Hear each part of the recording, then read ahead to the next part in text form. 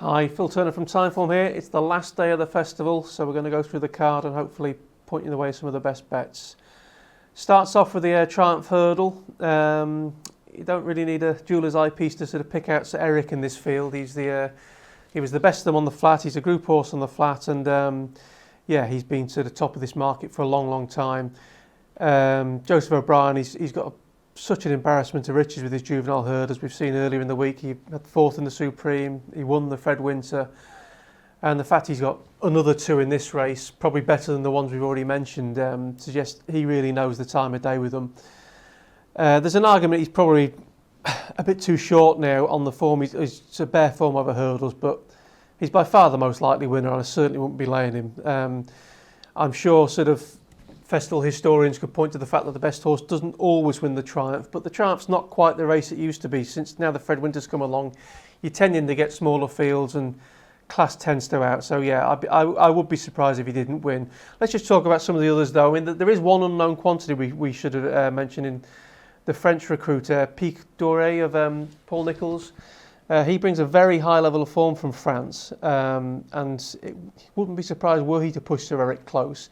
The only sort of slight negative with him is that on jockey bookings it would seem he's second string, if you like, among the Nicholls team, which suggests he's not been burning up the gallops there. So that would be a slight negative with him, but certainly you have to respect the French form. But my idea, if you're looking for sort of a bigger value bet, perhaps each way to sort of fill in the places behind Sir Eric, I'd go for Coeur Sublime of Gordon Elliott's. It was coming through to win a graded race over Christmas when took in a really heavy fall at the last. Although last time on paper it was a bit disappointing, I think that was a bit of a confidence restoring mission, and Davy Russell takes over in the saddle tomorrow, which is a plus, and I think at around 20 to 1 I can see him outperforming those odds, but as I say, I would be surprised if Sir Eric didn't win. Moving on to the county hurdle, bumper field, and would look at sort of trainers who've done well in this race in recent years. Willie Mullins, I think he's won 4 of the last 9. Dan Skelton's won 2 of the last 4, and both of them field strong teams again. Skelton saddles last year's winner Mahayed, although I think his other one, Chittabello, is probably arguably the more interesting. Comes here on the back of a wind up, and he's definitely competitively handicapped, so I respect him.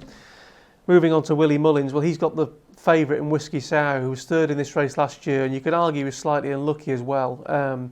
He's clearly been laid out for it since. He had some good runs on the flat last summer, and he's been put away to protect his mark for this. He's only £3 higher, and I can totally see why he's so strong in the market. But my idea of the best bet is actually his stable companion, Mr. Adjudicator, runner-up in the Triumph last year, handled the course fine, and I wouldn't go too strong on the jockey bookings because Paul Townend always rides this horse anyway, so I suspect Ruby was never going to be given the choice. His comeback second to Espoir de Hélène reads a lot better now, given that one hacked up in the champion hurdle on Tuesday. But it was an encouraging run all the same anyway. And I think he'll be suited by the demands of the county hurdle. And around 14s, 12 to 1, I think that's a really good bet. I can see that price going. So I'd take that now if you can. Just some of the names to mention. I think recent Newbury winner, Crook's Peak of Philip Hobbs. I can see that running here under a penalty. And one who hasn't necessarily got a great chance on the ratings, Lisp of Alan King. I could see that the county hurdle, they go a very strong pace, and it often comes to sort of closes. I could see that the way it's ridden, it's held up.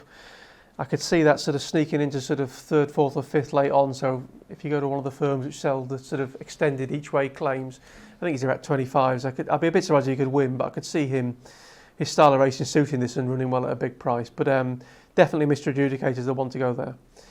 Moving on to the Albert Bartlett, and now unlike the other novices we've had at the novice hurdles we've had at the meeting, this is really open. I think it's 6 to 1 the field at the minute. And although Ireland have led the way in both the Supreme and the Ballymore, I wouldn't be surprised if this did go to a sort of home trained challenger. My shortlist has sort of been narrowed down to sort of 4. Lisnagar Oscar, who's top rated on the back of his impressive Haydock win. Birchdale. Rhinestone, I think, is probably the most interesting of the Irish, just about at the prices at least. Now, both Birchdale and Rhinestone are both owned by JP McManus, and he's got an extremely strong hand in this because he also owns Dicky Diver, a stable companion of Birchdale. And he's got form which ties in with Lisnagar Oscar, because I really think he should have beaten him at Chepstow on his hurdling debut. He's a very expensive recruit from the pointing ranks. He was an impressive winner of his points, and he was very green that day, and that's the reason he didn't win. Now, Lisnagar Oscar's obviously gone on and shown improved form since, but Dickie Diver was an impressive winner at Chepstow on his next start, and I just think there's so much natural talent there if it could be harnessed properly. I think at sort of 8 to 1, he's got a large P. He may be the way to go in what's a very open race. So tentatively, Dickie Diver at 8 to 1. Moving on to the big race itself, and if I said the Albert Bartlett's open, well, the Gold Cup's just about as open as I can remember in living memory. I've never known sort of it be so compressed towards the top of the racings. There are 16 runners, 2 sort of rank outsiders, but for the top 14, there's only £10 covering them all on Timeform ratings, so it's extremely open.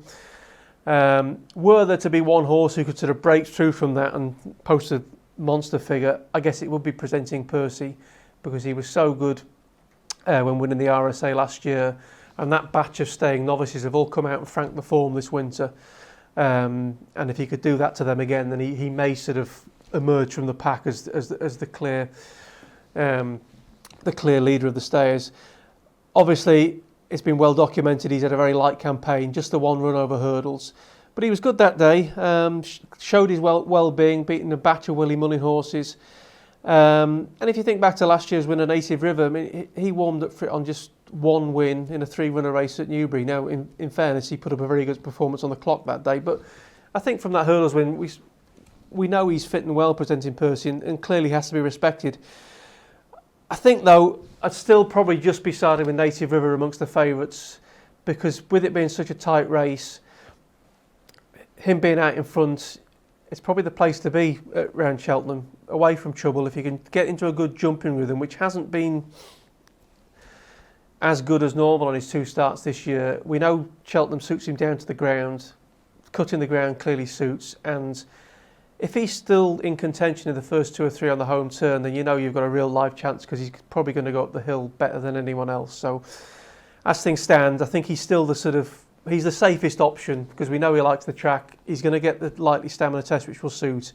And I think tactically, setting the tempo up in front might not be the worst place to be in the Gold Cup. So of the favourites, he's the one that I go for. And just one outsider to mention the Gold Cup. It's so tight. Shattered Love, she flopped on her last start. A very rare poor run by her. A plausible excuse has come. She had sore shins that day. They've given her a breathing op since. I think she's been forgotten because of one bad run. Her novice form, reads a lot better now. I mean, she hammered Kenboy at the festival last year, and Kenboy's obviously gone on and done very, very well this winter. She's 28 to 1. I think she'll outperform her odds. And then just if you can find a sort of a way of drawing some money from that, then I can see her sort of outperforming her odds of 28 to 1 anyway.